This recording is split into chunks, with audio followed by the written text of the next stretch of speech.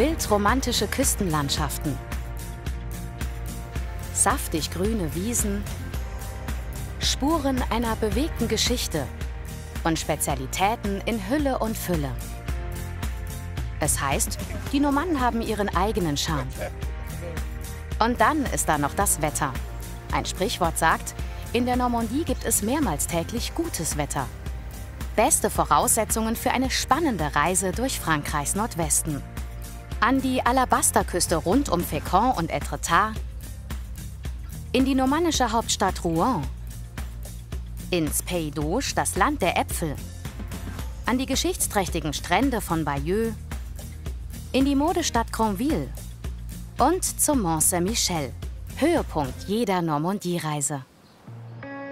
Den bis zu über 100 Meter hohen weißen Felsen rund um Étretat verdankt die Küste ihren Namen Alabasterküste.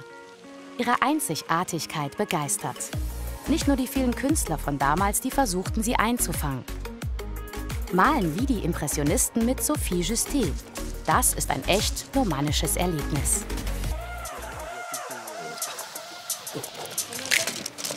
Voilà, une petite toile.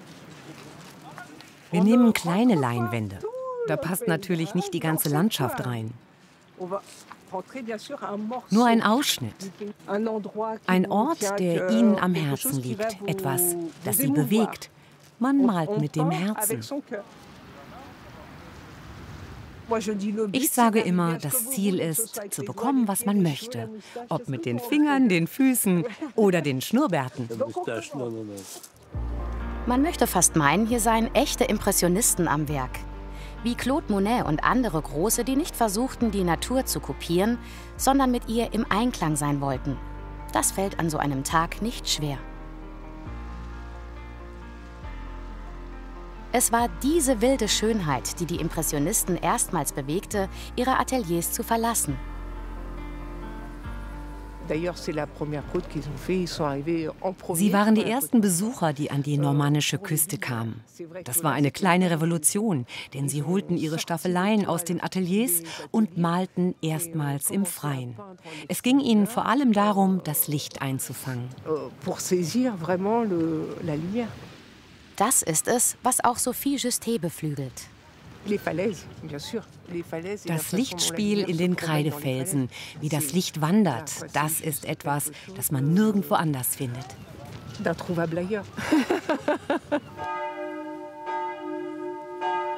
Die Kirche Saint-Valéry in Varengeville-sur-Mer thront auf einer Klippe über dem Wasser. Wind und Wellen setzen ihr zu und irgendwann droht das kleine Kirchlein im Meer zu versinken. Die malerische Atmosphäre bleibt, verewigt in unzähligen Gemälden.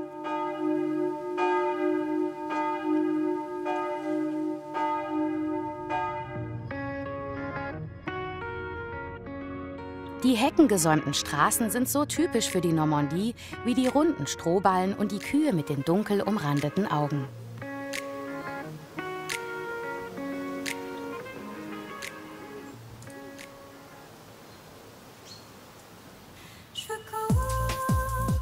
Etwas außerhalb von Varengeville liegt der Jardin Shamrock, ein Garten mit einer weltweit einzigartigen Hortensiensammlung. Die Sammelleidenschaft begann Anfang der 1980er Jahre. Corinne Maillet-Oyer ist es zu verdanken, dass die Hortensie heute so viel Beachtung findet.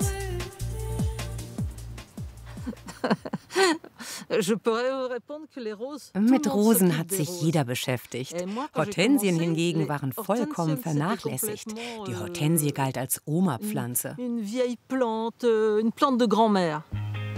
Die Sammlung umfasst mehr als 1500 Pflanzen und unzählige Sorten. Zu bewundern auf einem 2 Hektar großen Gelände. Ich war wie besessen und habe sofort angefangen zu sammeln. Es wurde immer verrückter. Selbst nachts habe ich an Hortensien gedacht. So ist die Sammlung rasend schnell gewachsen. Der Austausch mit anderen Sammlern führte sie auch nach Irland. Von dort brachte sie den Namen Shamrock mit.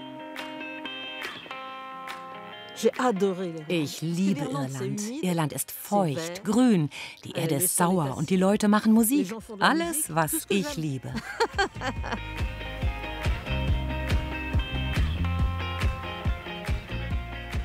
Die Hortensie stammt ursprünglich aus Ost- und Südostasien und Nordamerika. Corinne Maillet-Oyer bereiste die Welt und schrieb zahlreiche Bücher. Japan besuchte sie mehrfach und brachte von dort wild wachsende Arten mit, die zu ihren Lieblingen zählen. Wie diese Rispenhortensie, die in den japanischen Bergen zu Hause ist und erst im Spätsommer ihre ganze Schönheit entfaltet.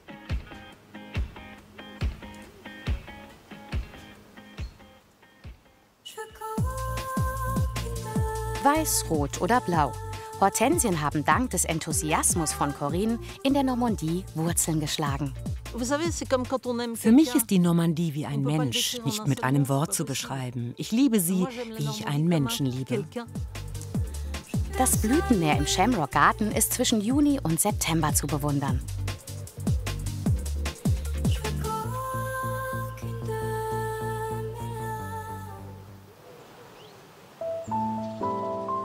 Kein Weg führt an Veules-les-Roses vorbei. Wie kaum ein anderer Ort steht er für den Charme der Alabasterküste und zählt zu den schönsten Dörfern Frankreichs. Schon der Schriftsteller Victor Hugo verbrachte Zeit in dem ehemaligen Weberdorf. Vielleicht ließ er sich inspirieren bei einem Spaziergang entlang der romantischen Veules und ihren Wassermühlen.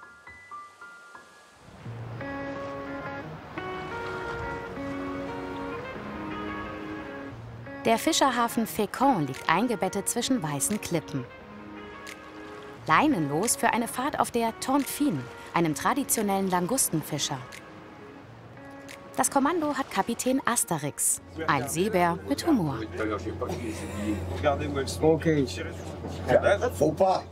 Mit an Bord eine zweiköpfige Mannschaft und abenteuerlustige Touristen.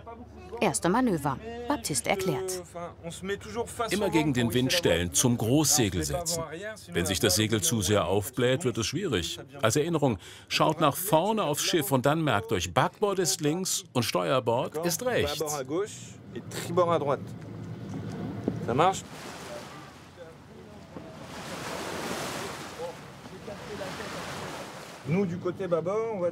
Wir auf der Backbordseite werden an der Leine ziehen. Ich mache das nicht, sondern ihr. So zieht ihr das Segel am Heck hoch.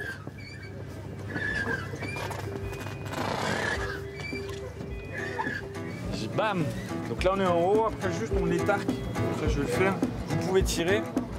En fait on utilise vraiment le poids du corps. Et vous ramenez encore un dernier coup.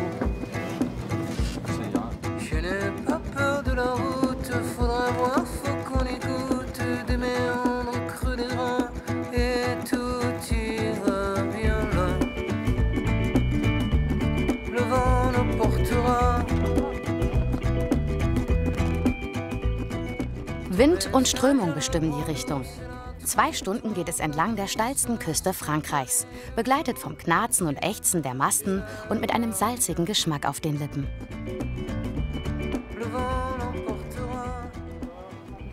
Dort hat man einen herrlichen Blick auf das Cap Farnier. Den höchsten Punkt der Küste.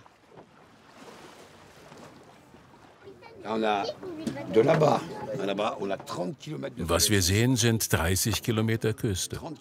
Insgesamt sind es 140 Kilometer. Die Klippen beginnen kurz hinter Le Havre und gehen bis zur Mündung der Somme.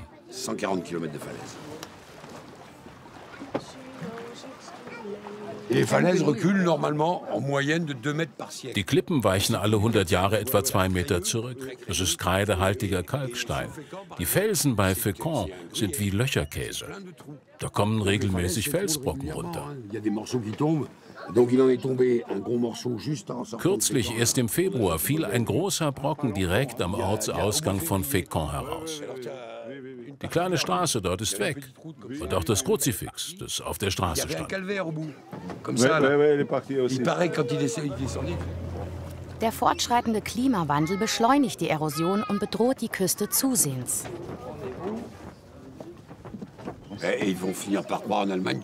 In Deutschland wird man bestimmt denken, alle Franzosen tragen Barett, Bärte und Barretts.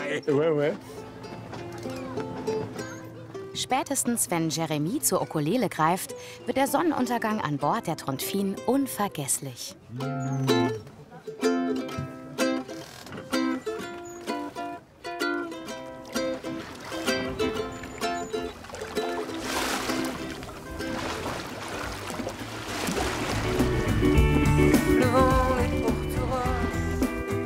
Ordentlich durchgepustet, aber glücklich geht es zurück in den Hafen von Fécamp. Am Ende eines erlebnisreichen Tages an der Alabasterküste.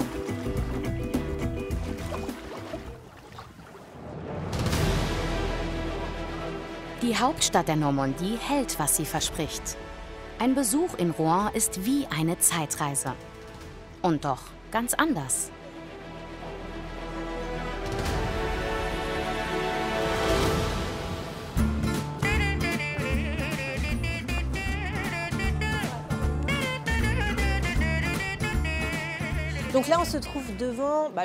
Wir stehen hier vor einer der ältesten astronomischen Uhren Europas und einem Wahrzeichen von Rouen. Da gibt es wirklich viele interessante Details. Wussten Sie, dass das kleine Schaf am Ende des Zeigers die Hauptstadt repräsentiert? Es ist das Symbol der einzigen Tuchmacherstadt Rouen.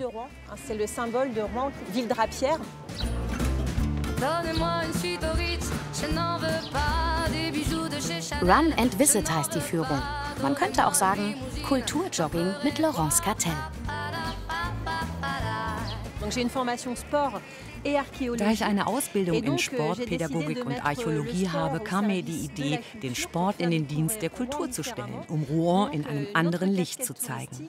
Für die, die ihre Stadt neu entdecken wollen und Touristen, die sie auf spielerische und sportliche Art erkunden möchten. Die Kathedrale von Rouen ist die höchste Frankreichs. Sie gilt als Meisterwerk der Gotik, ist aber über viele Jahrhunderte entstanden und unmittelbare Zeugin der turbulenten Geschichte Frankreichs.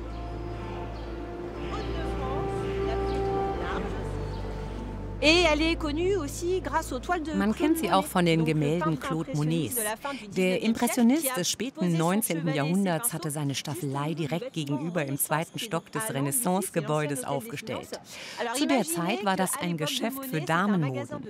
Stellen Sie sich einen Mann vor, der dort an seiner Staffelei sitzt und Farbtupfer auf die Leinwand malt.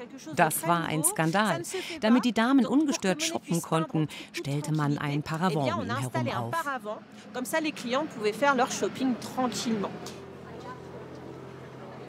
Monet malte eine ganze Serie, die den Prachtbau zu unterschiedlichen Tageszeiten zeigt.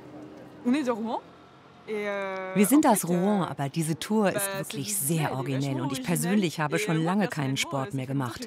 Auf diese Weise mache ich Sport und lerne was dabei.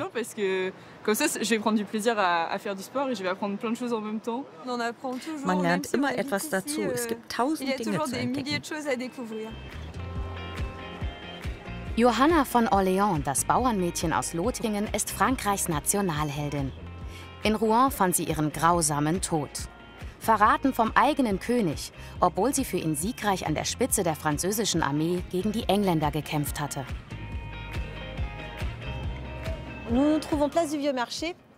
Hier auf dem alten Marktplatz stand der Scheiterhaufen, auf dem Jeanne d'Arc am 30. Mai 1431 verbrannt wurde.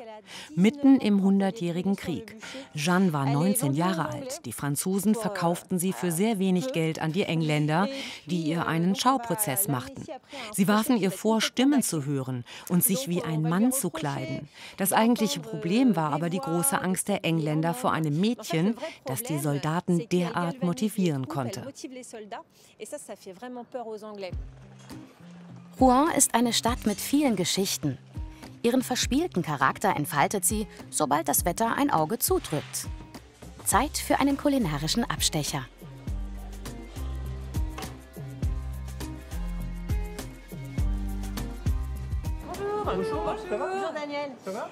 Hallo Daniel, lässt du uns einen deiner großartigen Käse verkosten? Na, natürlich, der Neufchâtel, der ist unsere Spezialität. Der Rohmilchkäse in Herzform ist eine der ältesten Käsesorten der Normandie.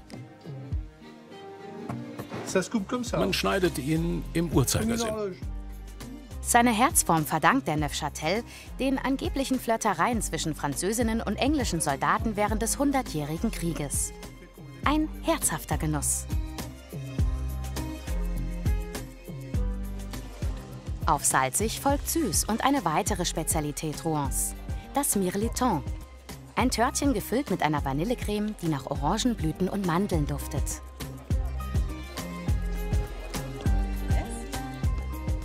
Run and Visit mit Laurence Cattel. alles andere als langweilig. Städtebummler und Fans moderner Architektur kommen in Rouen rechts und links der Seine an den neu gestalteten Uferpromenaden auf ihre Kosten. Hier spürt man, dass Rouen auch eine wichtige Hafenstadt ist.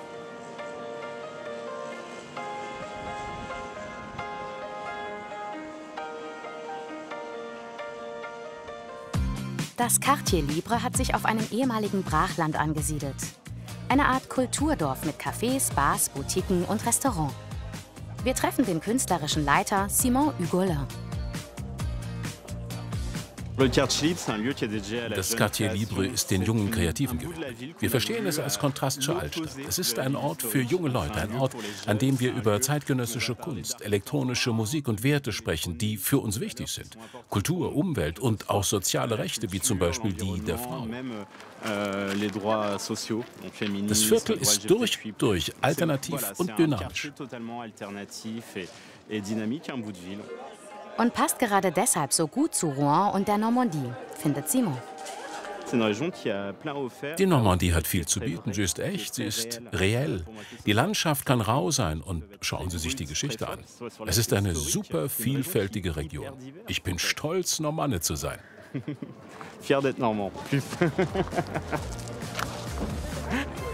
Ein junges Viertel mit einer klaren Botschaft. Sei frei und wie du bist.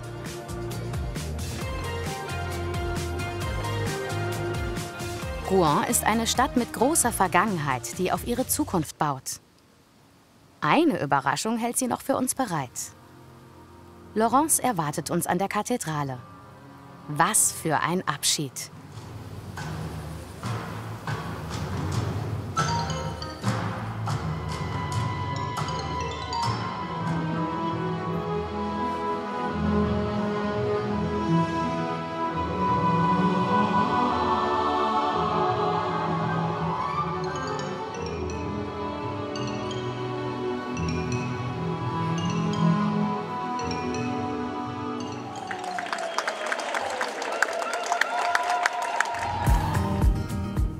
Das Pays d'Auge mit seinen satten Wiesen, hübschen Bauernhäusern und fetten Kühen ist Bilderbuch Normandie.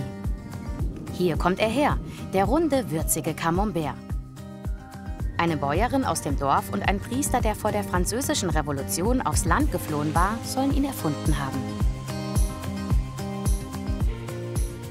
Ja, gerade weil es so oft regnet, wächst alles so gut. Wir sind auf der Domaine La Galotière, einer ökologisch bewirtschafteten Apfel- und Birnenfarm. Herr über 43 Hektar Äpfel und 2 Hektar Birnen ist Jean-Luc Olivier.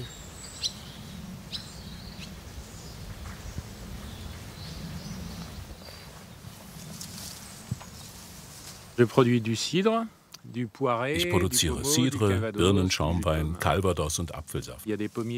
Apfelbäume gibt es in der Normandie seit dem 12. Jahrhundert. Ihnen gefällt es hier so gut, weil wir ein gemäßigtes Klima mit wenig Kälte im Winter haben und gute Niederschlagsmenge. Also alles, was Apfelbäume mögen. Die Birne gleichermaßen. Und um die geht's. Der Poiré, also der Birnenschaumwein, den wir machen, stellen wir aus verschiedenen Birnensorten her. Aus Blanc de Blanc, einer speziellen Poiré-Birne, und aus lokalen Sorten, die ein wenig mehr Säure mitbringen und eine geschmackliche Ausgewogenheit ermöglichen. Der Poiré, das wenig bekannte Pendant zum Cidre, wird auf dem Gut La Galotière mit besonderer Achtsamkeit hergestellt. Die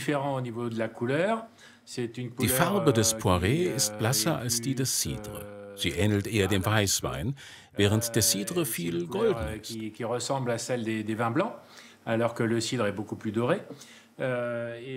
Was den Geschmack betrifft, hat der Poiré deutlich mehr Säure und Frische und auch etwas Mineralisches. Naturkorken wie beim Champagner verschließen die Prestige-Cuvée. Sie hat wenig Alkohol und ist ein eleganter Begleiter für viele Gelegenheiten. Man sieht hier die ganz feinen Bläschen, die sich entfalten, denn es handelt sich um eine natürliche Flaschenlage. Das Bouquet hat etwas Mineralisches, Fruchtiges mit einem Hauch von weißen Blüten. Er ist aromatisch, sehr ausgewogen. Der Poiré ist ein exzellenter Durstlöscher, wenn es nachmittags heiß ist, aber er passt auch zu vielen Gerichten. Insbesondere zu Fisch, zu Meeresfrüchten und Schalentieren. Sehr gut zu Austern und besonders zu Schokoladendesserts.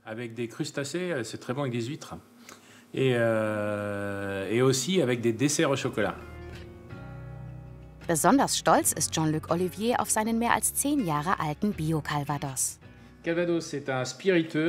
Calvados ist einer der 3 großen französischen Spirituosen. Um Calvados herzustellen, werden Äpfel gepresst, Apfelwein hergestellt und dieser dann destilliert. Der Calvados ist ein Alkohol, der in Eichenfässern reift. Von sattem Grün begleitet geht es dem nächsten Ziel entgegen.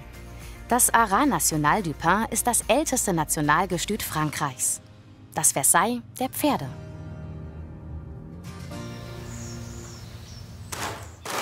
Wir treffen Pferdepflegerin Cerise Parot.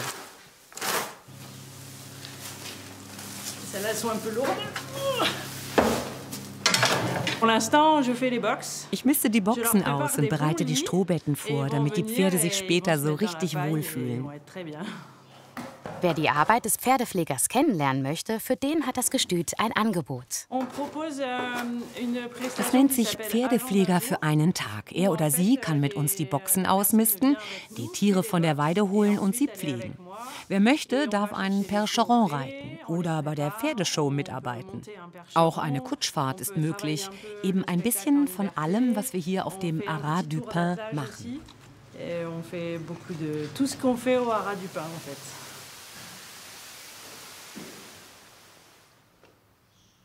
Damit sich die Pferde möglichst wohlfühlen, bleiben sie nachts auf der Weide.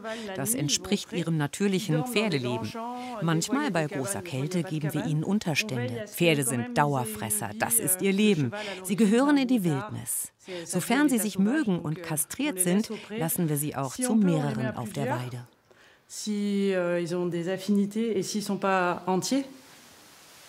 Das Haras National du Pin ist das renommierteste Gestüt Frankreichs und das Symbol französischer Pferdezucht. Insbesondere für die Zucht von Percheron-Pferden. Cerise stellt uns einen normannischen Kaltblüter vor. Viens, allez. Oui, brave. Percheron sind in der Normandie zu Hause. Sie gelten als intelligent, unkompliziert und ausdauernd. Ein Bisou. Ein Küsschen. Ein nicht kastrierter, sehr freundlicher Percheron. Vielleicht ein bisschen unruhig, weil er nicht kastriert ist. Im Allgemeinen hat der Percheron ein sehr ruhiges Temperament.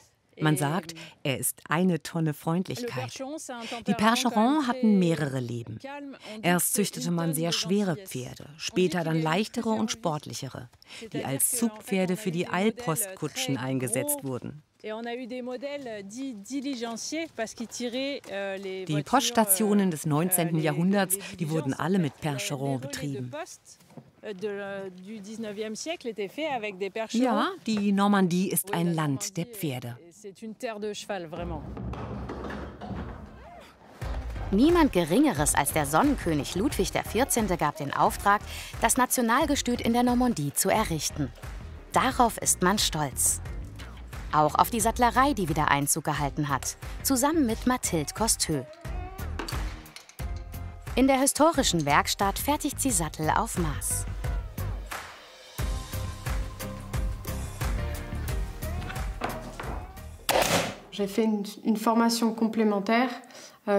Ich habe eine Zusatzausbildung gemacht, die sehr intensiv war und die es mir ermöglicht, einen Sattel von A bis Z nach Maß für das Pferd und den Reiter zu entwerfen. Um dem Gleichgewicht zwischen Reiter und Pferd Rechnung zu tragen, werden beide vermessen. Ein Sattel, der dem Pferd passt, aber nicht dem Reiter, funktioniert nicht. Man macht einen Sattel, der auf das Paar Pferd und Reiter zugeschnitten ist. Ihre Wahlheimat, die Normandie, schätzt die Bretonin Mathilde sehr. Ich würde sagen, die Normandie ist eine sehr gute Illustration der Seele Frankreichs, des wahren Frankreichs. Die Stallungen sind von April bis Oktober für Besucher geöffnet. Die Attraktion der Sommermonate ist eine Pferdeshow, die donnerstags stattfindet. Cerise ist mit dabei und Künstler mit spannenden Dressurnummern. Von originell und witzig bis akrobatisch und schwindelerregend.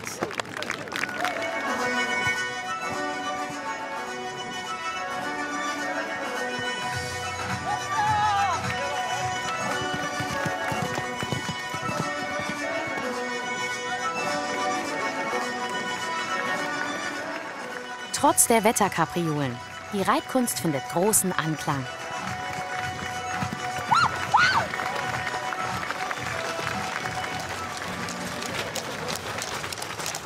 Mit diesen letzten Eindrücken aus dem Ehrenhof des Haras National du Pin verabschieden wir uns aus dem Versailles der Pferde und kehren zurück an die Küste.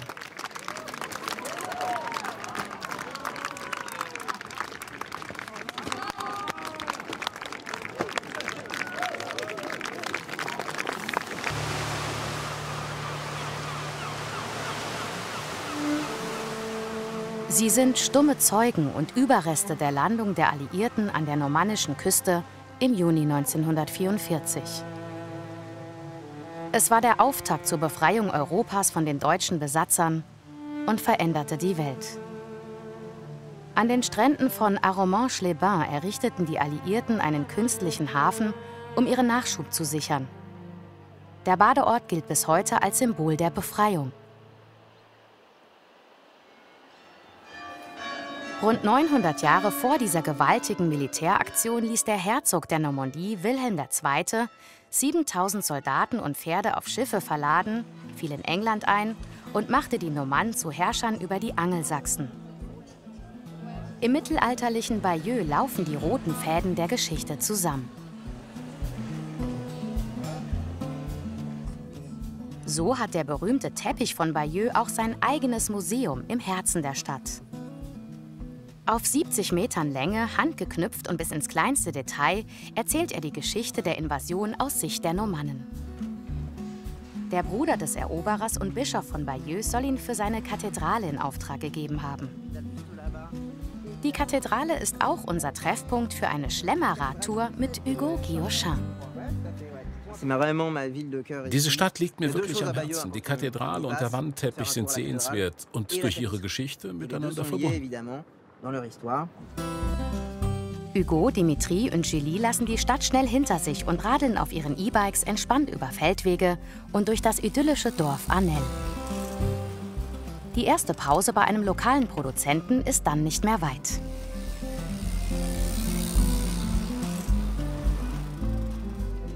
Es duftet herrlich nach Butter und Vanille in der Keksfabrik, in der die Sablé d'Anel, ein bekanntes Mürbeteiggebäck, hergestellt werden.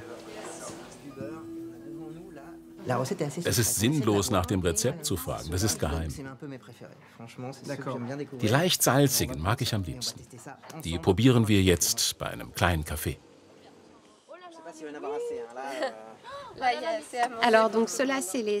Das sind die leicht gesalzenen in Form von Jakobsmuscheln. Das sind die traditionellen mit süßer Butter. Hier sind die mit Karamellstückchen und das sind die mit Kakao. Ich fange mit den klassischen an. Hierfür muss man kein Spitzensportler sein. Ich liebe die Normandie, das Radfahren und ich esse gerne. Ich möchte Touren anbieten, um mit meinen Kunden Momente wie diese zu teilen. Es geht nicht darum, sportliche Wettkämpfe zu veranstalten, sondern darum, das Meer zu sehen, Pausen einzulegen und sich zu unterhalten. In aller Ruhe von einer Spezialität zur nächsten. In diesem Fall zur Schneckenzucht, der Ferme Vailly. Denn die Schnecke ist in Frankreich eine beliebte Delikatesse. Viele tausend Tonnen, ja Tonnen, werden jährlich verzehrt. Im Wachstumspark von Victor Perrin wächst die Weinbergschnecke unter besten Bedingungen heran. Der Schneckenzüchter weiß viel zu erzählen über Helikultur, die Aufzucht von essbaren Schnecken. Hier an dieser Pflanze wird man kleine Schnecken finden. Hier, siehst du sie? Die Schnecke wird in ungefähr 150 Tagen von dieser Größe auf diese Größe wachsen. Sie vergrößert sich also um das 500-fache. Das ist enorm. Wir Menschen schaffen in 15 Jahren gerade mal das 4-fache. Physikalisch gesehen ist das die Formel 1.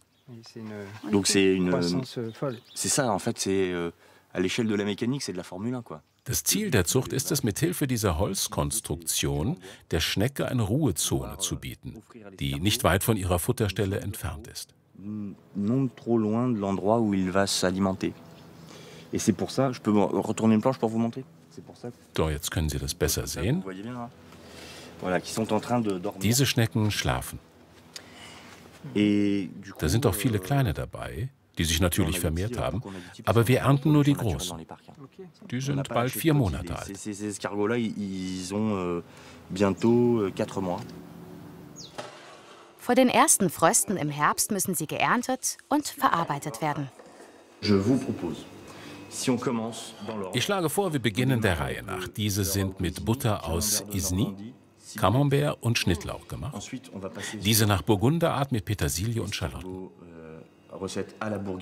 Dann haben wir Roquefort und Walnüsse und schließlich eine Soße mit spanischer Chorizo und roter Paprika. Dazu empfehle ich Ihnen ein Glas Cidre von einem Produzenten aus der Gegend.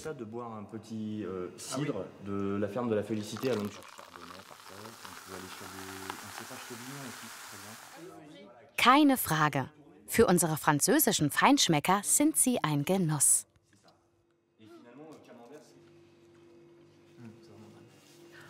Die ist einfach zu gut. Weiter geht es auf einem kleinen Stück des Küstenradwegs, der die Regionen Nordfrankreich, Normandie und Bretagne miteinander verbindet. Bei Aromanche-les-Bains führt er an dem künstlichen Hafen vorbei, den die Alliierten 1944 bauten. Bei Flut ragen die Überreste nur knapp aus dem Wasser. Man kann wohl sagen, dass das ein unglaubliches Projekt war. Es bestand darin, die Betonblöcke in England zu fertigen, sie hierher zu schaffen, um daraus ein Pier für den künstlichen Hafen zu schaffen. Sie werden Phönixkästen genannt. Jeder Block wiegt rund 7000 Tonnen. Dieser Ort ist einfach einzigartig.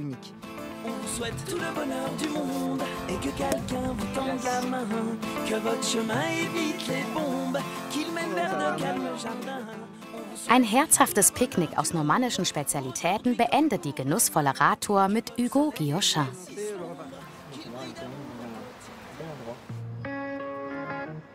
Etwa 100 Kilometer weiter südwestlich liegt die Hafenstadt Granville.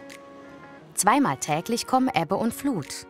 Manchmal steigt das Wasser bis zu 16 Meter hoch. Von der Oberstadt, die auf einem Felsen erbaut wurde, blickt man auf die schönen Badestrände. Granville ist eine Mischung aus mondänem Badeort und urigem Seehafen. Historische Beschaulichkeit, französisches Flair und endlich wieder Sonnenschein. Einfach unwiderstehlich.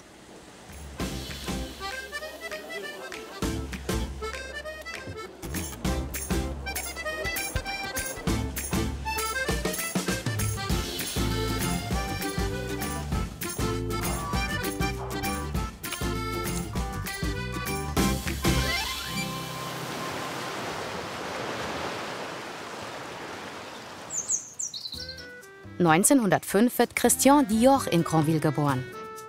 Hier erwachte sein Gespür für feminine Eleganz und seine unverwechselbare Schneiderkunst. Seinem New Look mit den opulenten Stoffen, betonten Taillen und weiten Röcken lag die Welt nach dem Zweiten Weltkrieg zu Füßen. Er machte das Haus Dior zum Star auf dem internationalen Modeparkett. Accessoires wie Schmuck und Parfums schufen ein glamouröses Universum.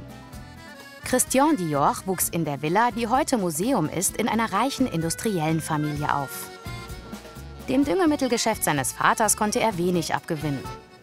Er interessierte sich stattdessen für Malerei, Architektur und den hoch über dem Meer gelegenen Garten seiner Mutter, der ihn und seine Arbeit maßgeblich prägte.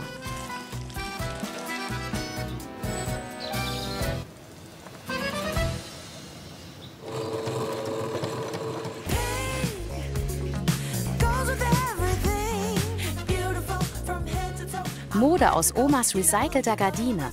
Das ist die Welt der engagierten Modedesignerin Cassandre Lemeilleur und ihrem Label Amour Collectif. Das viel mehr und auch eine Liebeserklärung an die universelle Liebe ist.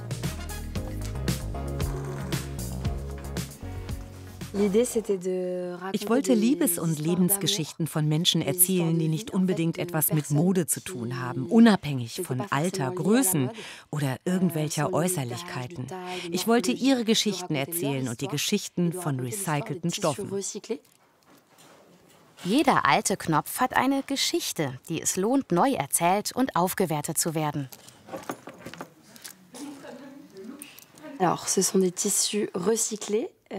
Es handelt sich um recycelte Stoffe, die hauptsächlich aus der Region stammen. Das heißt, wir arbeiten mit Organisationen wie Emmaüs und Secours Populaire in Frankreich zusammen, die Bedürftigen und Menschen in Not helfen. Was nicht gespendet wird oder was sie auf Flohmärkten findet, kommt in ihre Sammlung. 5 Jahre hat sie dafür gebraucht. Was unsere Mode betrifft, so sind wir gezwungen, uns an den Stoff anzupassen. Am Anfang hatte ich nur geblümte Vorhänge und Sachen im Stil der 80er Jahre. Das war für die erste Kollektion perfekt. Später war es schwierig, einfarbige Stoffe zu bekommen. Die sind viel seltener. Amour Collectif versteht sich als ökologisch verantwortungsvolle und inklusive Marke. Ich möchte jedes Jahr eine große Geschichte mit vielen Models erzählen. Dieses Jahr organisieren wir eine Modenschau am Mont Saint-Michel mit 200 Models. 5 davon sind 100 Jahre alt. Ja, 5. Es sind auch Menschen mit geistiger und körperlicher Behinderung und sozial benachteiligte Jugendliche dabei. Der Gedanke dahinter ist, jede Geschichte aufzuwerten, die Komplexität des Einzelnen zu berücksichtigen und sich an die Person anzupassen und nicht umgekehrt. Kleidung als Botschaft, um Geschichten von Menschen zu erzählen.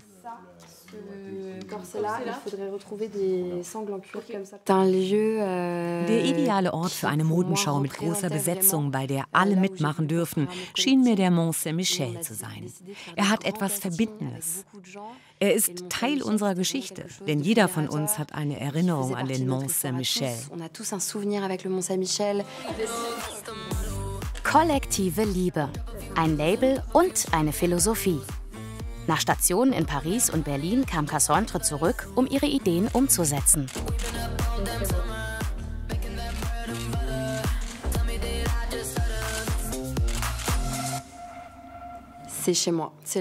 Das ist meine Heimat. Hierher kam ich zurück, um meinen Beruf auszuüben, mein Leben zu leben. Ich habe an verschiedenen Orten gelebt und mich nie zu Hause gefühlt. Nur hier und nirgendwo anders.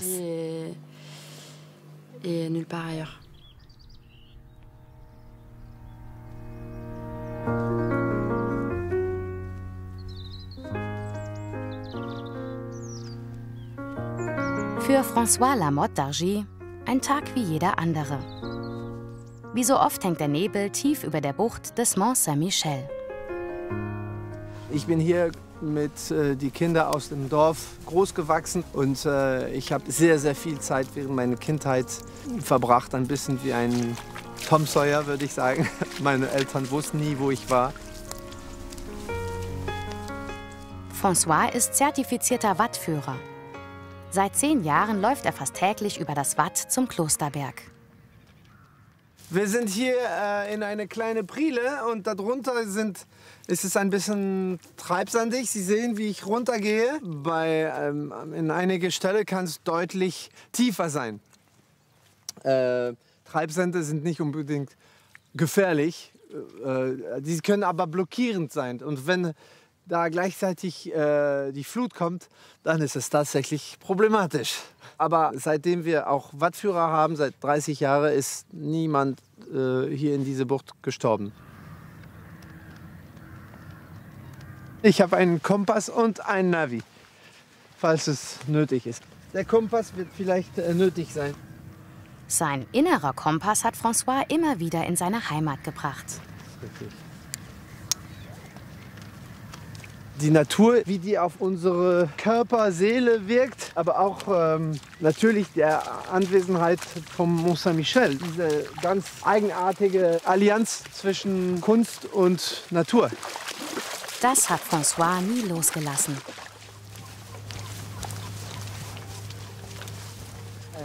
Ah, die Glocke. Ich glaube, der Mont Saint-Michel ruft uns.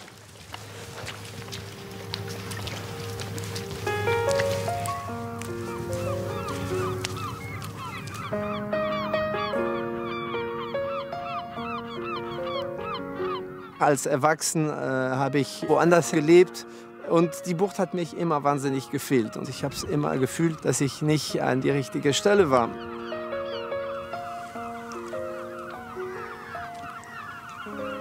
Wir stellen unsere Füße in die Spuren dieser Pilger. Und die Motivation dieser Pilger war vor allem spirituell.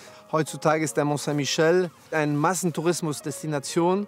Aber es ist wichtig, daran zu denken, dass es relativ neu ist. Vielleicht 100 Jahre oder sogar weniger.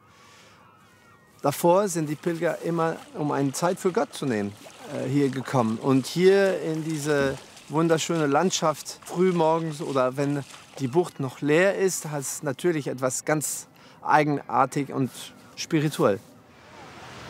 Die Flut kommt zu schnell und der Klosterberg ruft. Nicht nur uns.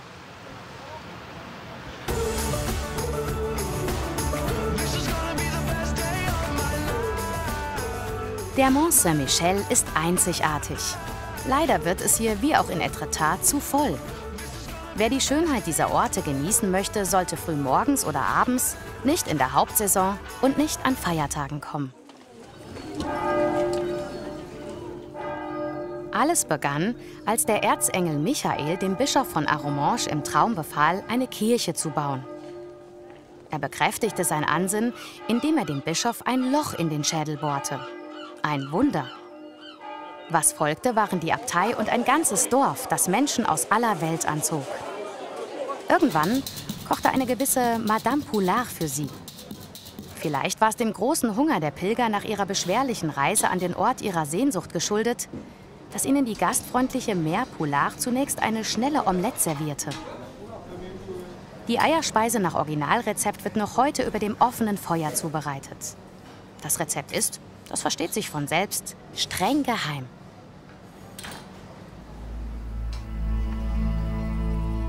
Wenige Tage nach unseren Dreharbeiten fand das Mode-Event von Cassandre-Le-Meilleur wie geplant bei schönstem Wetter am Mont Saint-Michel statt.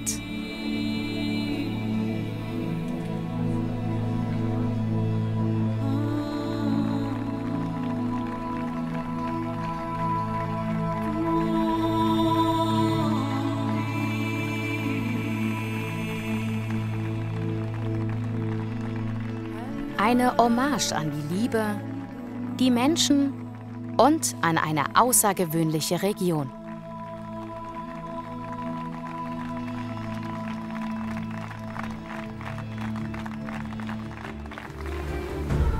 Die Normandie ist das, was sie verspricht. Ihre große Gabe ist es, sich treu zu bleiben. Der Zauber ihrer atemberaubenden Landschaften und ihres reichen kulturellen Erbes, aber vor allem die tiefe Verbundenheit der Menschen zu ihrer Region, das ist magisch.